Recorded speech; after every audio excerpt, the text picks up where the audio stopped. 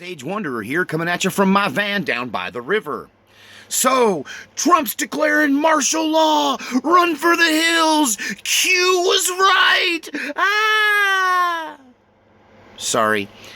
Let's do a video about the difference between a national emergency and martial law, because there is a huge difference. And as far as Q being right, you know, a stopped clock's right twice a day, but he ain't right about this one. And I would like to announce that the Q followers are dropping like flies.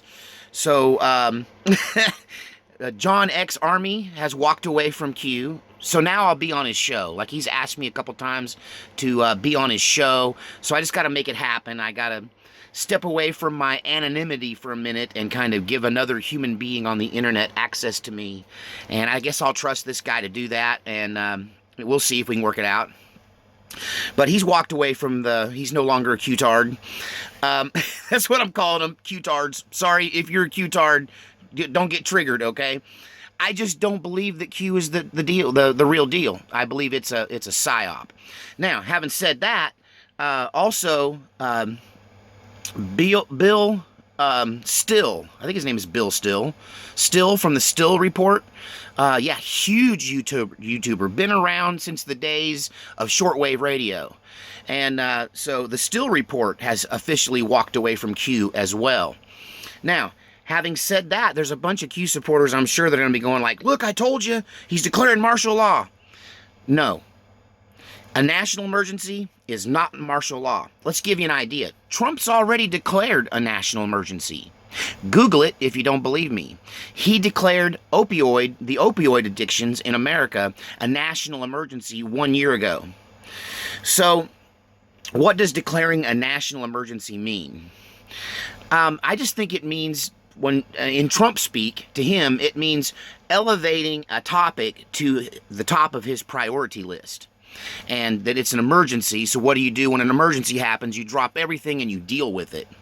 So let's look at the law as it stands today concerning his desire to use executive power to build the wall down on the southern border. So building the wall down there is something that, if it was part of a civilian effort to build infrastructure like dams or like highways or things like that, it would fall under the definite, what's the word I'm looking for, jurisdiction of the Congress. And the Congress would allocate funds for such infrastructure building. However, the border wall falls under a completely different category. It is not infrastructure. It is defense. And it is under building a wall for the United States, or a border fence, or any of that really falls under the category of the military, if the military wants to take it on. If the commander-in-chief feels like the border is being attacked and he wants to use the military to defend it, that's what the military's for. Let's get real. The military is not for traipsing around the world fighting other people's wars like international mercenaries. And we're even stupid mercenaries because we don't get paid. We do all that stuff for free. It costs us a lot of money. Billions of dollars we spend. The military is for the defense of the country. And what is more rudimentary for home defense than a door and a wall? If you don't have a door and a wall, you don't have a home to defend, people. The lunacy in this world right now is getting so frustrating, I'm tempted to just step away from my channel because I can't stand the loony buns anymore. I can't stand the freaking triggered nut jobs anymore. Sorry, you're getting a little sage rage. The wall, absolutely 100% within the bounds of logic, falls totally in the camp of defense of our United States of America. And anyone that thinks different is working from a different level of logic here, which in other words means you're retarded. There's something wrong with your head if you don't get this. Sorry, I've had too much coffee this morning, I think. Plus, I'm feeling good. I'm having a good knee day. I can jump up and down. I'm gonna go out and work out with my sword a little bit. Yeah, I'm feeling feisty today. But let's talk about what Trump can do, what the law says about this. And will there be lawsuits? Sure. You can indict a ham sandwich. I've heard people say you can file a lawsuit over anything. And some of these activist judges will make the most ridiculous rulings just for political reasons. So I expect some of that. But let's look at the United States code to see if the President of the United States has the power to do military construction projects. That's what this is, a military construction project, and rightfully so. The defense of our nation should not be left up to private contractors. Let's make that perfectly clear. The defense of our nation should not be left up to private contractors. If we want to hire private contractors to build stuff in other countries, that's a whole nother deal. But America, you know, private contractors shouldn't have the keys to the wall. So, in my opinion, the wall should be built by the military. That's what the CBs are for, and that's what the Army Corps of Engineers are for. And not to mention the fact that most of the dams in this country are built by the Army Corps of Engineers. So the Army Corps of Engineers, the CBs, all of these construction military groups that they have cats, they have, you know, cranes, they have all the stuff you need to build the wall. They have all the equipment. It's just green instead of yellow. And they could build it toot sweet. And just like Trump said, they could build it real fast. And they could do it under executive order, according to what I'm going to read here for you. I've got it up on the screen. So, Title 10 of the U.S. Code 2808, the Secretary of Defense, without regard to any other provision of law. Let's say that again. The Secretary of Defense, that's right underneath Donald Trump. So Trump can tell the Secretary of Defense to do this, and he has the right under 10 U.S. Code 2808. The Secretary of Defense, without regard to any other provision of law, may undertake military construction projects and may authorize the secretaries of the military. Hang on here, next page. The secretaries of the military departments to undertake military construction projects. Such projects may be undertaken only within the total amount of funds that have been appropriated for military construction. So I made a statement in a previous video that the Congress couldn't tell the military how to spend their money. But I guess if you get money set aside for military construction, you have to use it for military construction. If it's set aside for equipment, it has to be used for equipment. And I thought there was a little more leeway in how the military spent their money. But apparently there is rules on this. But what Trump's talking about doing falls completely under these rules. So the only thing is he's limited by the amount of military construction budget that's been allocated for this year. Now, having said that, this year's military budget has already been approved. This is not a total shutdown of the government. This is a partial shutdown of the government. And for those of you that would say that the Coast Guard isn't getting paid, and you know, that's not true. Donald Trump stepped in and made sure that the Coast Guard and the National Guard all got their paychecks. So all of our military people in every branch are all being paid, and they're all being taken care of.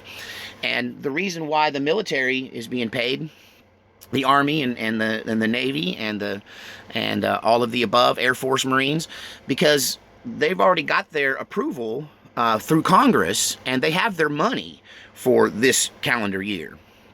Now, they've been given, from what I can hear, around $2 billion has already been allocated for military construction.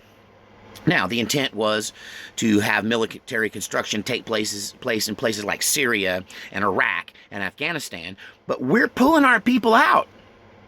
So that money's available. It was set aside for a project that we decided not to undertake, and now it's a slush fund.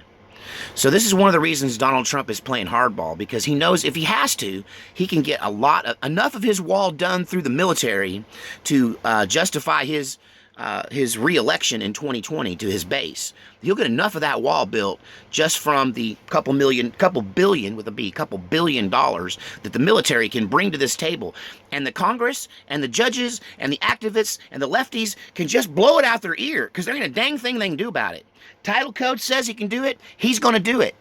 U.S. code says he can do it, he's going to do it. Now, how far can you get with a couple $billion? Well, here's the thing about the military. That doesn't include labor. That's a couple $billion just in stuff.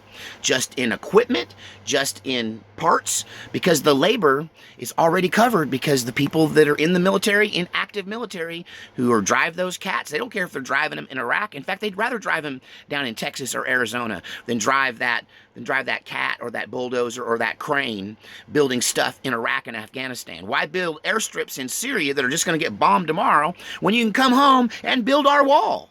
It's going to happen, people. The wall's going to get built. And I'll tell you another secret. Before it's all said and done, when you wrap it up and look back at it from a historical perspective, Mexico will pay for it in tariffs. They already are. They're crapping their pants down there because we're hitting them with all kinds of taxes and tariffs and trade. They're already paying for the wall. Nobody wants to admit it. Mexico is going to pay for the wall eventually. We're going to get the money back. It may not go straight to the wall fund. It may not look on paper like we paid for it, but when you balance the sheets, like an executive, like a CEO will do, in the end, the Mexico money will already make up for it. Furthermore, if we can stop the heroin flow into this country, that the money we spend on treating addicts, the money we spend on law enforcement trying to stop them from bringing heroin in, the money that we spend battling criminals on the street and drug dealers, all of that that's money that can be saved. So through savings, through tariffs, all of this wall is paying for itself. It's going to pay for itself. If you build a house and you put a door and a lock in it and a roof over your head, it'll more than pay for the expense of building it in the long run eventually. So walls are good, locks are good, doors are good, gates are good, moats. Give me a moat. I'm just saying that because they're saying, hey, them Trump supporters want to build a wall with a moat. Yep, sure do. Put some alligators in it too while you're at it, and some piranha. Or just put some rednecks down there with shotguns. They'll wish for the alligators. Don't. So can Donald Trump build the wall? Abso-freaking-lutely, and he's gonna. He's gonna build the wall. He hasn't played the military card yet because he's hoping to get as much as he can from civilian, from Congress. And then he wants to put that with the money he's already kind of set aside. That's why he's pulling. People want to make a big deal. It's some part of the global conspiracy, and he's toting water for the New World Order, and he's Putin's puppet. Now he's pulling all those people back because Congress won't give us the money to pay for the wall, so we're going to use the money we would have spent over there meddling in other people's business to build us a wall down here to keep whoever's out. And while you're at it, build a northern wall too. Put some mines out there in the Pacific with some controlled ship channels so they can't get anywhere close to us. Yeah, I'm an isolationist. I'd give y'all the finger right now and say F the rest of the world. I'm a nationalist, but I'm nicer than to go throwing the bird around. But I feel that strongly about it. Really, if you don't like it, you can, what they used to say down in Texas, you can get glad in the same pants you got mad in. All right, till next time, God save our republic.